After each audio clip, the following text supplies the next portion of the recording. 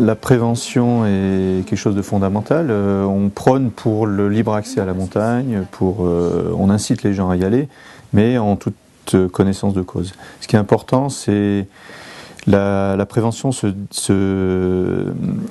décline en deux temps. D'abord, l'information sur quels sont les risques liés à la montagne, donc les risques météo, les risques liés aux glaciers, au réchauffement, et dans un deuxième temps, de la formation, c'est-à-dire leur donner quelques billes pour pouvoir se sortir d'une situation compliquée, pour pouvoir donner une alerte et pourquoi pas prodiguer les premiers soins. Ce qu'on a tendance à oublier également, c'est qu'on a beaucoup de visiteurs dans nos vallées, et donc eux qui n'ont pas intégré toute cette culture montagne, c'est à nous, habitants des vallées, à essayer de les sensibiliser à ça et de les informer à ça. Il y a beaucoup plus de monde en montagne chaque année, donc c'est en progression, surtout dans la vallée de Chamonix.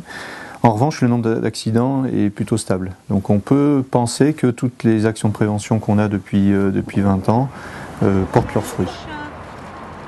C'est une culture montagne qu'on essaye d'acquérir, comme à la mer, comme dans tous les milieux spécifiques.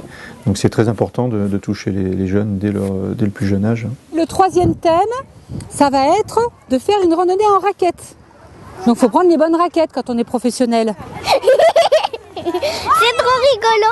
On a appris des choses sur la montagne, sur si c'était bien de faire certaines choses, si c'était pas bien, et voilà. Là, je suis habillée très chaudement pour un bivouac, un refuge. Ce qu'on essaye, c'est de leur inculquer quelques réflexes.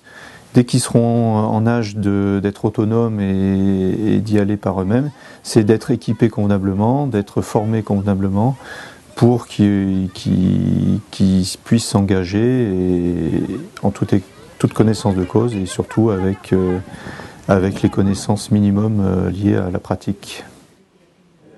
Quelqu'un qui arrive en vacances en montagne, ce qu'il faut qu'il fasse avant tout, c'est se renseigner. Voilà, qu'est-ce qu'il a fait comme temps précédemment? Est-ce qu'il y a eu des chutes de neige? Est-ce qu'il y a eu du vent? Est-ce que la montagne est accessible, tout simplement? Donc pour ça, il y a les offices du tourisme, l'office de haute montagne ici, il y a également les professionnels qui peuvent donner des informations.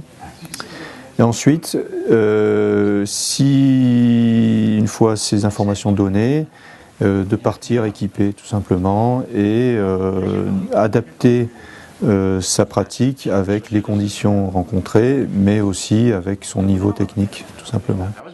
Bueno, i llavors si està tancada l'altra, què? No, però... No, diem nosaltres de sortir des de baix.